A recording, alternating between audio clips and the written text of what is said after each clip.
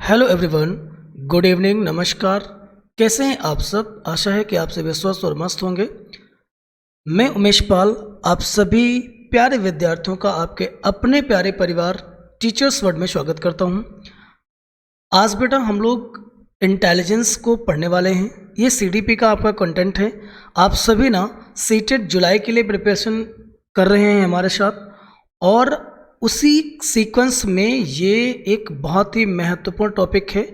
मैं एक बार रिपीट कर रहा हूँ कि बेटा इसको ना पढ़ने के लिए आपको पेशेंस की ज़रूरत होगी।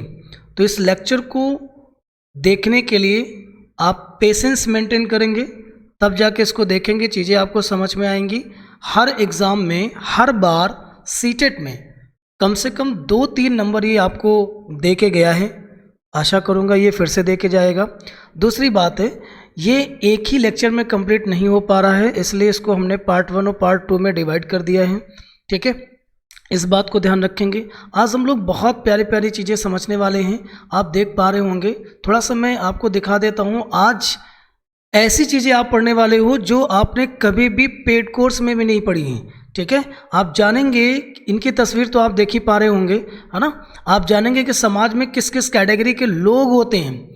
ठीक है, क्यों कोई बड़ी लंबी सक्सेस को अटेन कर पाता है और क्यों कोई छोटी सी छोटी सक्सेस भी नहीं पा रहा होता है। ठीक है, इन सब चीज़ों के बारे में बहुत सारे प्रिंसिपल्स हैं, सिद्धांत हैं। आप सोनू निगम और महेंद्र सिंह धोनी की तस्वीरें देखेंगे आप यहाँ पे, इनके बारे में हम लोग डिटेल चर्चा करने वाले हैं। ध्यान रखिएगा, आज बहुत मज़ेदार क्लास होने वाली है, इसलिए मैं फिर से कह रहा हूँ आपसे कि आपको पेशेंस मेंटेन करना पड़ेगा।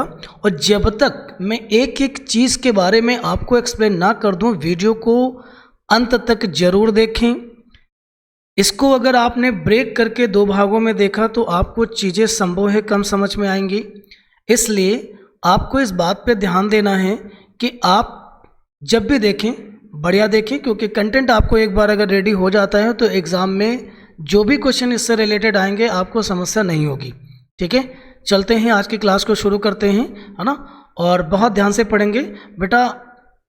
आप फेसबुक पर भी मुझे ज्वाइन कर सकते हो, ठीक है, और आप टेलीग्राम चैनल को जरूर ज्वाइन कर लीजिएगा, है ना। मैं आपको वीडियो के डिस्क्रिप्शन बॉक्स में मैं आपको इसका लिंक शेयर कर दूंगा, वहाँ पर मैं इसकी पीडीएफ दे दूंगा। ठीक है, तो पीडीएफ शेयर कर दूंगा, तो वहाँ से जो बच्चे चाहें वो उसको नोट्स भी बना सकते हैं, नोट्स में कन्वर्ट कर सकते हैं। क्योंकि ये टॉपिक ऐसा है ना कि ये तो है नहीं कि आप सीटेट में ही सिर्फ इसको पढ़ोगे, सीटेट के लेवल के क्वेश्चंस पढ़ोगे।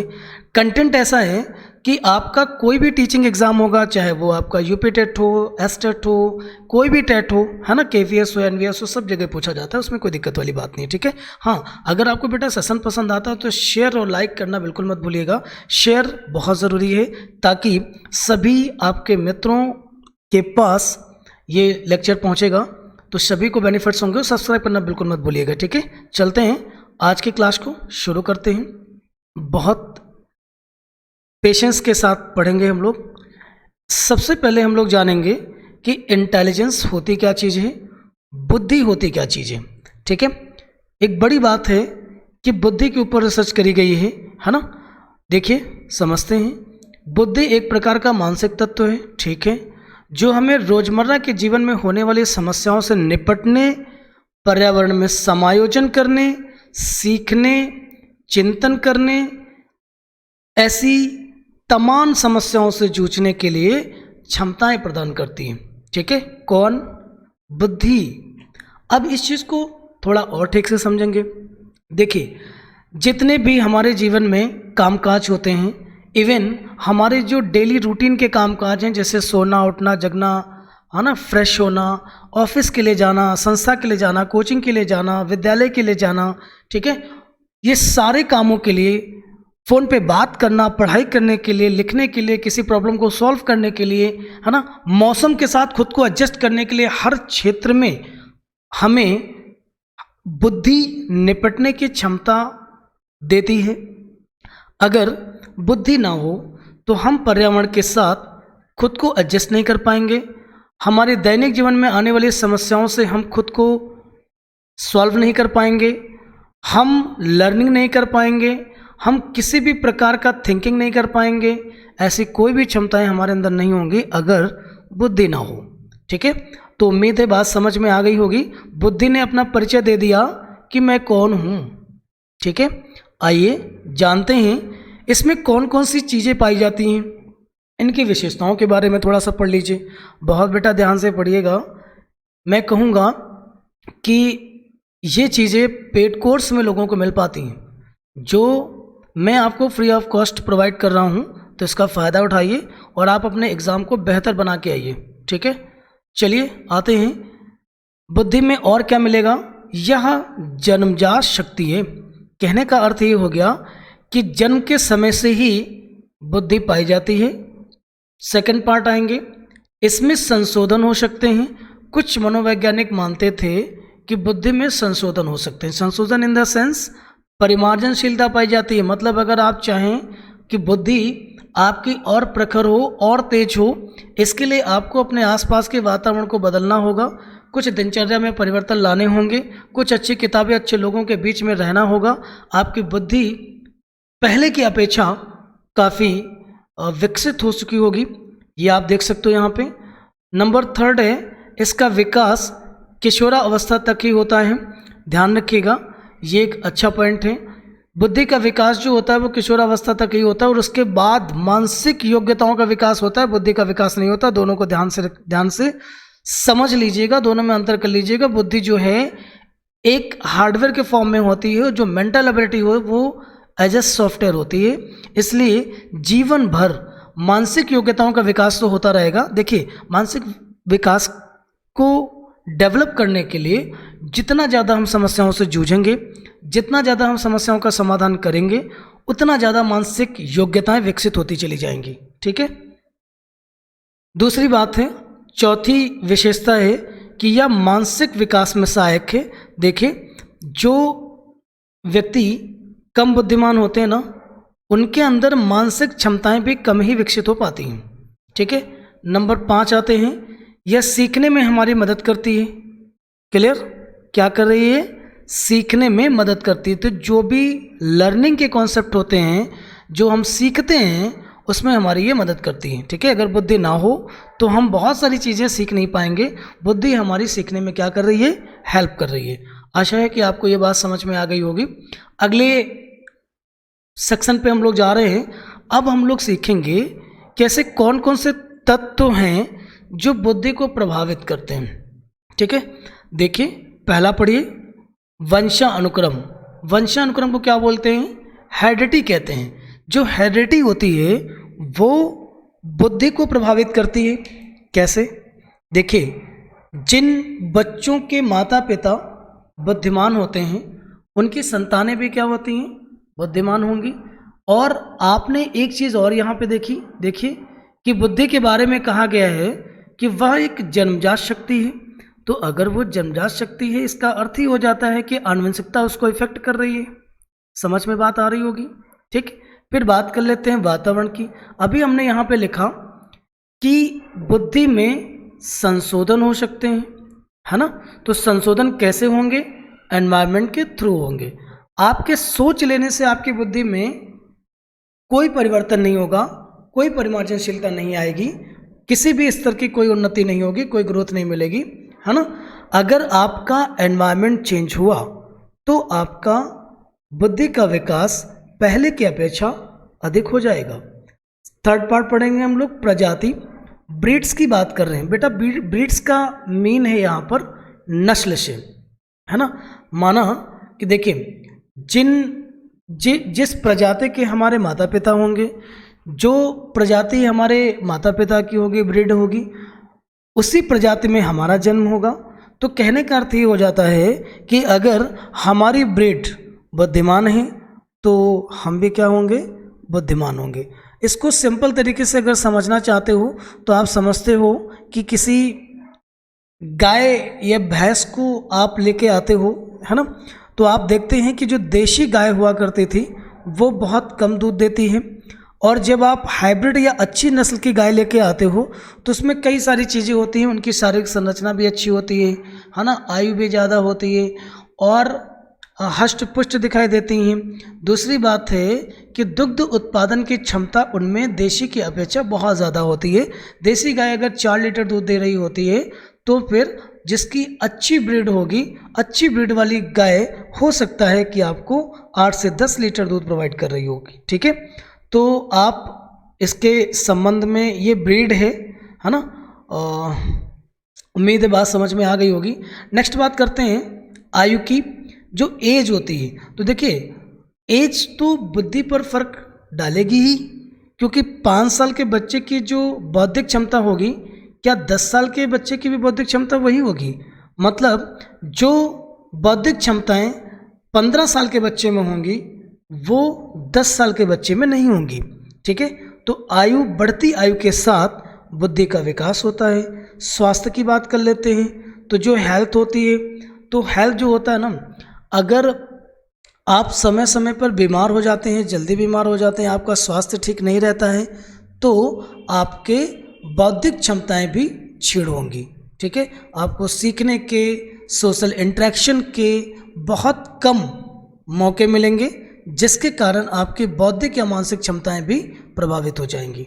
उम्मीद है बात आपको समझ में आ गई होगी कि ये तत्व वे सारे हैं जो बुद्धि को क्या कर रहे हैं, प्रभावित कर रहे हैं। ठीक है, आगे आते हैं। अब हम लोग जानेंगे आईक्यू क्या होता है। इंटेलिजेंस क्वेश्चन किसे कहा जाता है, जिसको हम लोग बुद्धिलब्धि कहते हैं। थोड़ा ध्यान दीजिएगा। सन 1905 में बहुत क्वेश्चन पूछते हैं, ध्यान से सुनिएगा। सन 1905 में बुद्धि पर प्रथम औपचारिक परीक्षण करने वाले वैज्ञानिक बिने व साइमन थे। ठीक है, आईक्यू का एक बहुत जीता जागता बड़ा ही फेमस फॉर्मूला है, IQ equal to MA/CA into 100, जिसे टर्मन के द्वारा दिया गया था। ठीक है, सन 1912 में, है ना। वो अलग बात है कि बिने ने एक औपचारिक परीक्षण जो सबसे पहले बुद्धि के ऊपर किया था, वो बिने ने सन 1905 में कर लिया था, बट 1912 में बुद्धिलब्धि की जांच करने के लिए एक सूत्र आ गया, MA/CA इंटू 100। MA क्या है? ये आपका मेंटल एज है, मतलब इसको हम मानसिक आयु कहते हैं। और CA क्या होता है? ये आपका क्रॉनिकल एज है, मतलब इसको हम वास्तविक आयु कहते हैं, जिसको रियल एज कहा जाता है। ठीक है, तो मतलब अगर किसी बच्चे का आईक्यू ज्ञात करना हो तो उसकी मानसिक आयु में उसकी वास्तविक आयु से भाग देकर 100 से गुणा करा देंगे तो ये पता चल जाएगा कि कितने प्रतिशत उसका आईक्यू है, कितना उसका आईक्यू है। ठीक है, चलिए और जानते हैं। एक बात और बतानी है आपको कि ये जो आइंस्टीन का तस्वीर हमने लगाया हुआ है, मैंने इसलिए लगाया हुआ है कि देखिए कोई दूसरा आइंस्टाइन नहीं पैदा हो गया, आप समझ रहे होंगे।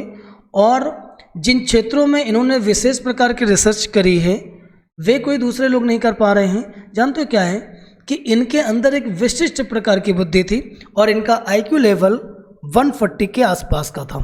ठीक है, इनके बारे में बहुत आपने पढ़ रखा होगा और छोटी छोटी कक्षाओं में से इनके बारे में बताना शुरू कर दिया जाता है। यूँ कहें कि साइंस शुरू होता है तो आइंस्टाइन के नाम से शुरू होता है।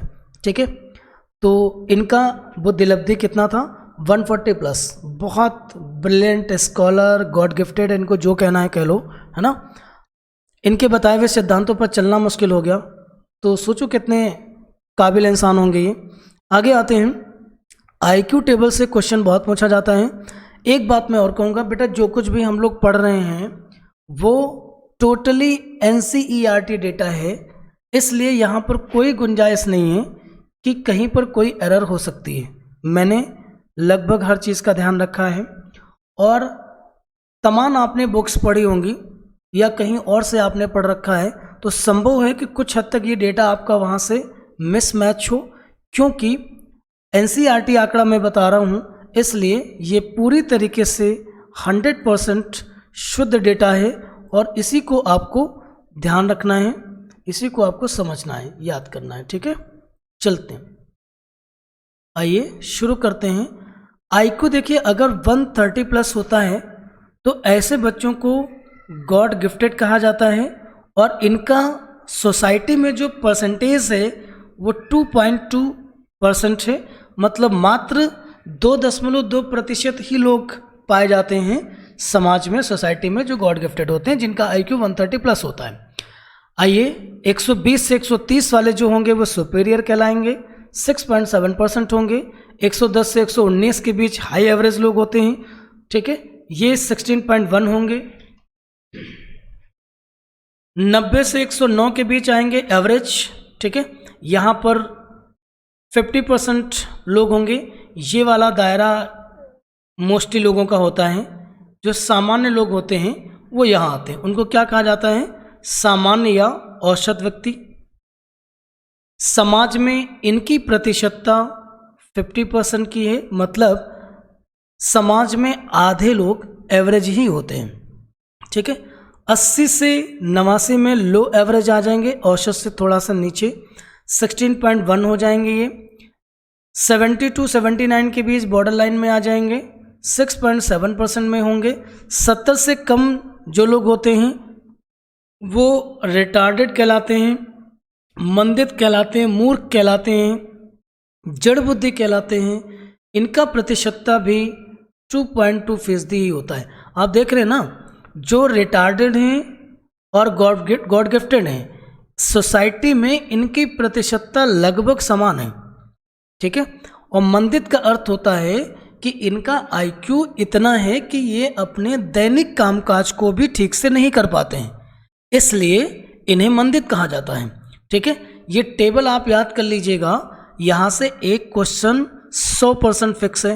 बेटा अगर बहुत ध्यान से पढ़ेंगे आप तो आज आप 2 से 3 नंबर सीटेट में अपने सुरक्षित करने वाले हैं आप, और फिर आपको कभी पछताना नहीं होगा, ठीक है। वैसे मैं क्वेश्चंस की प्रैक्टिस भी कराऊंगा जस्ट इसी के बाद, क्योंकि इस पे होल्ड नहीं करना है हमको। अगर हमने होल्ड कर दिया, 1-2 दिन बाद मैंने इसको किया, 1-2 लेक्चर के बाद में अगर हमने इसकी थ्योरी करी तो आप थ्योरी का कंटेंट भूल जाओगे, फिर दिक्कत होगी, ठीक है। आते हैं अब हम लोग थ्योरीज को पढ़ेंगे। बुद्धिमत्ता या बौद्धिक क्षमताओं या बुद्धि लब्धि की कुछ थ्योरीज हैं, सिद्धांत, उनको पढ़ेंगे। पहला पढ़ रहे हैं हम लोग सिंगल फैक्टर थ्योरी, जिसको एक कारक सिद्धांत के नाम से जाना जाता है। इस सिद्धांत के प्रतिपादक अल्फ्रेड बिने थे। बहुत सिंपल क्वेश्चन अगर एग्जामिनर को करना होता है तो सिंपल सी बात पूछता है कि एक कारक सिद्धांत के प्रतिपादक कौन थे, इससे ज़्यादा बात नहीं करता फिर, ठीक है। तो आप सिंपल सा जवाब दे देंगे, अल्फ्रेड बिने।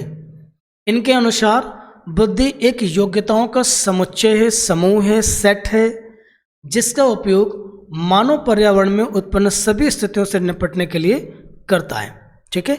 बिने का मानना था कि बुद्धि में विभिन्नताएं नहीं पाई जाती, उन्होंने एक सेट बताया, ठीक है। बहुत सारी योग्यताओं का एक सेट है और उनका उपयोग हम पर्यावरण में, चूँकि हम लोग पर्यावरण में रहते हैं तो पर्यावरण में जो जो समस्याएं आती हैं उनसे निपटने के लिए इनका उपयोग किया जाता है, ठीक है। इसके बाद हम लोग आएंगे 2 फैक्टर थ्योरीज की बात करेंगे। द्विकारक सिद्धांत क्या होता है? इस सिद्धांत के प्रतिपादक स्पीयरमैन थे।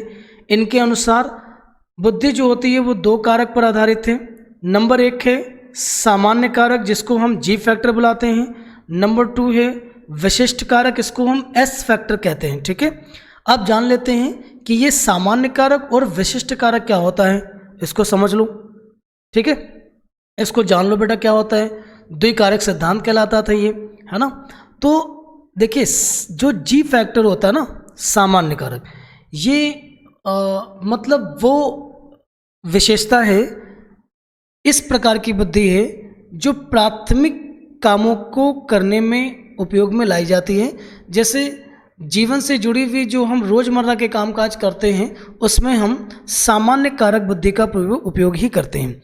विशिष्ट जिनमें कारक होता है एस फैक्टर जिसमें पाया जाता है, वे आपके सिंगर हैं, साइंटिस्ट हैं, प्लेयर्स हैं, आर्किटेक्ट्स हैं।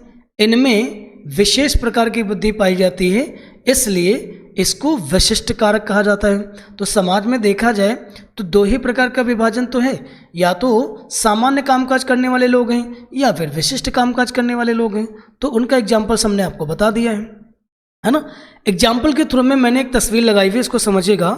जैसे सोनू निगम और MS धोनी। ठीक है, सोनू निगम जी जो हैं वो स्पेसिफिक फैक्टर इनके अंदर बेहद पाया जाता है ना। इस प्रकार के इंटेलिजेंस है कि ये अपने सिंगिंग के क्षेत्र में बहुत विशेष कर पाए हैं। ठीक है, महेंद्र सिंह धोनी के बारे में भी सेम थिंग है कि क्रिकेटर्स बहुत सारे हैं, बहुत खेल रहे हैं, लेकिन इनके बारे में एक अलग बात है। ठीक है, और ये सामान्य कामकाजों के साथ साथ, ऐसा तो है नहीं कि ये लोग सामान्य कामकाज नहीं करते, जो हम लोग करते हैं ये सब करते हैं, लेकिन ये विशेष भी करते हैं क्योंकि ये इनके अंदर एस फैक्टर पाया जाता है। ये किसी विशेष क्षेत्र में विशेष कर पाते हैं। महेंद्र सिंह धोनी गा नहीं सकते, खेल सकते हैं। सोनू निगम खेल नहीं सकते, गा सकते हैं, विशेष जहां वो कर सकते हैं। ठीक है, तो मैंने एस फैक्टर को इस तस्वीर के थ्रू मैंने समझाने की कोशिश करी, आपको बात समझ में आ गई होगी। अब हम लोग बात करते हैं थ्री आयामी सिद्धांत, जिसको डायमेंशनल थ्योरी कहा जाता है। इसे 3D के नाम से भी जाना जाता है। इसका एक और नाम है बुद्धि संरचना मॉडल। बेटा थोड़ा सा पेशेंस रखना पड़ेगा, है ना। अगर आप चाहते हो कि 2-3 नंबर आपके बिल्कुल सेट हो जाए, गलत ना हो, तो थोड़ा सा पेशेंस रखिए और आपको मज़ा आएगा। और यहाँ पर जो चीज़ें आप सीखोगे कभी फिर भूल नहीं पाओगे। बुद्धि संरचना मॉडल को समझते हैं। JP गल्फर्ड ने इसको दिया था और इन्होंने कहा था कि जो बौद्धिक विशेषताओं को इन्होंने 3 भागों में या 3 विमाओं में विभाजित किया था। एक का नाम उन्होंने दिया था संक्रिया ऑपरेशंस, दूसरे का नाम दिया था विषय वस्तु, तीसरे का नाम दिया था उन्होंने उत्पाद। आइए जानते हैं कि ये संक्रियाएं, विषय वस्तु, उत्पाद क्या चीज़ें हुई, समझते हैं थोड़ा सा। संक्रिया किसे कहते हैं? तो देखिए, इसमें वो सभी काम आते हैं जिनमें हम बुद्धि का प्रयोग करते हैं। मतलब कुछ भी हम करें तो बुद्धि तो काम करेगी ना। और जो बुद्धि क्रियाएं करती है किसी भी प्रॉब्लम को सॉल्व करने में, उसे ही संक्रिया कहते हैं, उसे ही ऑपरेशन कहते हैं। बुद्धि क्या काम करेगी? किसी भी विषय वस्तु को संज्ञान में लेगी, मेमोरी में रखेगी, उसके ऊपर चिंतन करेगी, मूर्त या अमूर्त रूप में, परसेप्शन होगा, प्रत्यक्षण होगा और मूल्यांकन करेगी। तो इस प्रकार की जो भी गतिविधियां बुद्धि करती है किसी भी समस्या को समाधान करने के लिए, तो वो संक्रियाएं कहलाती। विषय वस्तु क्या होता है? जिस सामग्री या सूचना पर बुद्धि संक्रियाएं करती है उसे विषय वस्तु कहते हैं। उत्पाद क्या है? जो किसी विषय वस्तु पर संक्रिया द्वारा जो परिणाम प्राप्त होता है ना, उसे उत्पाद या रिजल्ट कहा जाता है या परिणाम कहा जाता है। ठीक है, जैसे मैथ्स का एक क्वेश्चन आपने देखा, ठीक है, जिसे आपको सॉल्व करना है, तो वो आपके लिए विषय वस्तु होगी। फिर आपका मस्तिष्क उसके ऊपर क्रियाएं करेगा, उसके बारे में सोचेगा, उसका परसेप्शन करेगा, ठीक है, उसको सॉल्व आउट करने का काम करेगा। जो सोल्यूशन के स्टेप्स होंगे वो होंगी संक्रिया, बाद में जो रिजल्ट आ जाएगा वो कहलाएगा उत्पाद। तो ये विभाजन किसका था? JP गल्फर्ड का, जिन्होंने बुद्धि के बारे में 3 डायमेंशनल थ्योरी दी थी। आशा है कि बात समझ में आ गई होगी। अब बात करते हैं बहुबुद्धि सिद्धांत, मल्टीपल इंटेलिजेंस, जो सर्वाधिक पूछा जाता है। सिद्धांत के प्रतिपादक आपके हार्वर्ड गार्डनर हैं। इनके अनुसार इनका मानना था कि बुद्धि कोई एक तत्व नहीं है, बल्कि इसके भिन्न भिन्न भाग होते हैं। ठीक है, और प्रत्येक बुद्धि एक दूसरे से क्या होती है? स्वतंत्र होती है। इनके अनुसार क्या है? देखिए, इन्होंने पहला विभाजन किया, पहला भाग बताया हार्वर्ड गार्डनर ने कि भाषागत बुद्धि होती है, जिसको लिंग्विस्टिक इंटेलिजेंस के नाम से जाना जाता है। जिन व्यक्तियों में भाषागत बुद्धि होती है उनमें क्या पाया जाएगा? विशेष रूप से शब्द कुशलता। उनमें शब्दों में, वाक्यों में प्रवाह, कुशलता, नम्यता, अपने विचारों को प्रकट करने की क्षमता, दूसरों के विचारों को आसानी से समझने की क्षमता, ये सब चीज़ें उनके अंदर पाई जाती है। मेनली ये बुद्धि लेखकों और कवियों में देखने को मिलती है। ठीक है, ऐसा नहीं है कि सामान्य जनों में नहीं होती है, लेकिन सामान्य जनों में बहुत कम होती है। ठीक है, आप ये तस्वीर देख रहे हैं, सूर्यकांत त्रिपाठी निराला की स्टोरी अगर आप जानते हो, ठीक है, महान कवि रहे और इनके बिना तो हमारी कोई भी परीक्षाएं नहीं होती हैं। इन्होंने जिस तरीके से अपने विचारों को प्रस्तुत किया, समाज को जिस चश्मे से इन्होंने देखा, समाज में जो कुछ भी शोषित वर्ग में हो रहा था उसके ऊपर काव्य या कहानियाँ उन्होंने लिखी, ठीक है, वो आज भी समाज में प्रचलित हैं और सभी समाज के हिस्सों पर लागू होते हैं। तो इनके अंदर इस प्रकार की शब्द कुशलता थी। ये आधुनिक कवि हैं कुमार विश्वास जी, आपको ये किसी परिचय के मोहताज नहीं है, सब जानते हैं किस तरीके की शब्द कुशलता इनके अंदर है, इसमें किसी को कुछ कहने की ज़रूरत नहीं है और जो लोग जानते हैं वो इस बात को समझ पा रहे होंगे। चलते हैं, उम्मीद है कि आपको समझ आ गया होगा कि भाषागत बुद्धि क्या होती है। इसके बाद तार्किक गणितीय बुद्धि आती है, लॉजिकल मैथमेटिकल इंटेलिजेंस कहलाती है। इसमें वे व्यक्ति आते हैं जिनके अंदर आलोचनात्मक चिंतन व तार्किक गणितीय क्षमताएं पाई जाती हैं। इनके अंदर मोस्टली वैज्ञानिक आते हैं, है ना, जैसे आपका आइंस्टीन और अब्दुल कलाम जी, ठीक। आप जानते हैं कि ये सब रिसर्च करने के लिए क्रिटिकल थिंकिंग इनके अंदर होती है और लॉजिकल थिंकिंग होती है और मैथमेटिकल इंटेलिजेंस पाई जाती है। अगर ये सब चीज़ें इनके मस्तिष्क में या बुद्धि में ना हो तो ये रिसर्च नहीं कर पाएंगे और समाज की आवश्यकताओं की पूर्ति नहीं कर पाएंगे, ठीक है। तो उम्मीद है बात समझ में आ गई होगी। आगे आते हैं, देशिक बुद्धि, स्पेशल इंटेलिजेंस जिसे कहा जाता है, या मानसिक बिंबों को बनाने वाले, प्रयोग करने या वास्तविक धरातल पर लाने की योग्यता है। किनमें पाई जाती है? जैसे मूर्तिकार हैं, वास्तुकार है, शल्य चिकित्सक बेटा सर्जन को कहा जाता है। आप देख पा रहे होंगे ये हाल ही में रामलला की तस्वीर है, इन मूर्तिकार भाई साहब कलाकार ने बनाया हुआ है, इन्हें इसके लिए अवार्ड भी मिला है और इन्होंने विश्व की सबसे सुंदर मूर्ति गढ़ी हुई है भगवान राम की बचपन की, ठीक है। तो आप समझ रहे हैं ना इनके अंदर क्या है, स्पेशल इंटेलिजेंस है, इस वजह से वो ऐसा करने में सक्षम रहे। दूसरी बात है, सर्जन जो होता है हमारी बॉडी के कई हिस्सों को काट देता है, हटा देता है, निकाल देता है, कई बार दूसरे जगहों की चीज़ों को जिंदा रखने के लिए चीज़ों को व्यवस्थित करता है ना, ऑपरेट करते हैं बॉडी को। तो ये इसलिए कर पाने में सक्षम होते हैं क्योंकि इनके अंदर क्या पाई जाती है, स्पेशल इंटेलिजेंस पाई जाती है, ठीक है। और इस तरह से इनके अंदर एक अलग ही लेवल की क्रिएटिविटी देखने को मिलती है। तो उम्मीद है समझ में आ गया होगा कि हार्वर्ड गार्डनर ने ये जो देशिक बुद्धि बताई है उसमें वो क्या समझाना चाह रहे थे, ठीक है। नेक्स्ट पॉइंट आता है, उन्होंने कहा संगीतात्मक बुद्धि, भैया संगीत के क्षेत्र में करने वाले विशिष्ट लोग हैं, म्यूजिकल इंटेलिजेंस है, ठीक है। हम सब गाने में रुचि रखते हैं लेकिन हम सब बाथरूम सिंगर हैं, कोई ऐसा सिंगर नहीं है। इनको आप जानते हो ना, श्रेया घोषाल, ये आपके म्यूजिशियन हैं, ठीक है। जब तक इन दोनों के मध्य केमिस्ट्री ना हो तो गाना या कोई भी रचना कंप्लीट नहीं होती है ना। तो इनमें किस प्रकार की बुद्धि पाई जा रही है, संगीतकार और गायक में म्यूजिकल इंटेलिजेंस पाया जाता है। ये इसके बिना नहीं रह सकते और इन क्षेत्रों में ही ये विशिष्ट कर सकते हैं, ठीक है। आगे आते हैं, शारीरिक गति संवेदी बुद्धि, ठीक है। आप इसको समझ पा रहे होंगे, जिसको बॉडीली काइनेस्थेटिक इंटेलिजेंस के नाम से बोला जाता है। इस प्रकार बुद्धि वाले लोग अपनी पेशी कुशलता से सृजनात्मकता को प्रदर्शित करते हैं। जैसे डांसर, आप समझते हो ना किस किस तरीके से इनकी बॉडी बेंड होती है और किस तरीके से किसी स्टोरी को वो अपने डांस के माध्यम से रिप्रेजेंट कर जाते हैं, लोगों को समझ आ जाता है। एक्टर्स, जिम्नास्ट, पायलट्स, इनका नाम बहुत चर्चा में है, ठीक है। कौन है ये, जानते हो ना, प्रभुदेवा हैं। और इस तस्वीर को भी कोई बुला नहीं पाएगा। तो ये जो एक्टिंग थी कितनी बेहतरीन, अच्छी, कितना बेहतरीन मैसेज देने के लिए, कितनी बेहतरीन क्रिएटिविटी, बात समझ लो ना।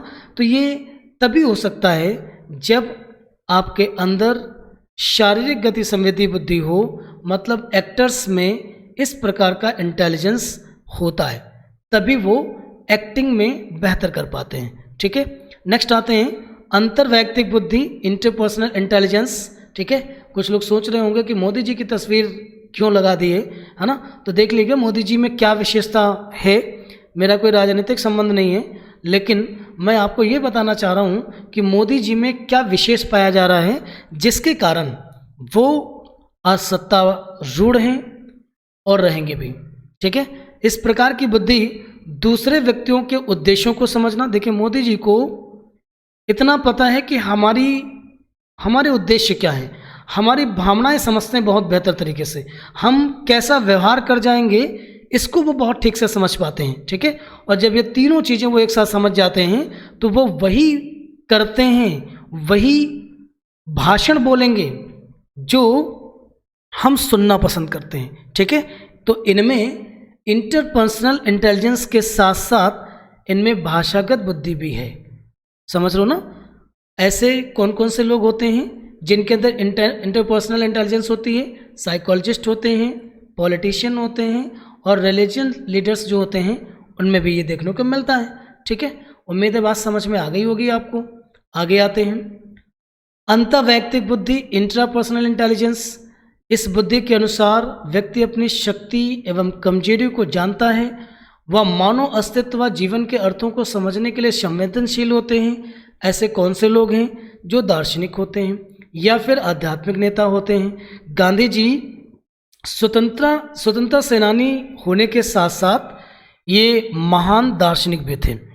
इन्होंने भारत का भविष्य सन 1945 में ही देख लिया था कि वो किस तरह से प्रगति कर पाएगा, इसलिए उन्होंने कई सारे अमूलचूल परिवर्तन करवाए थे, ठीक है, जिससे कि भारत की प्रगति हो सके। क्लियर है? तो इनके अंदर ये क्षमताएं थी, क्योंकि इनके अंदर कौन सा इंटेलिजेंस था? Intrapersonal intelligence. आशा है कि बात समझ में आई होगी। अब बात कर लेते हैं प्रकृतिवादी बुद्धि, ठीक है।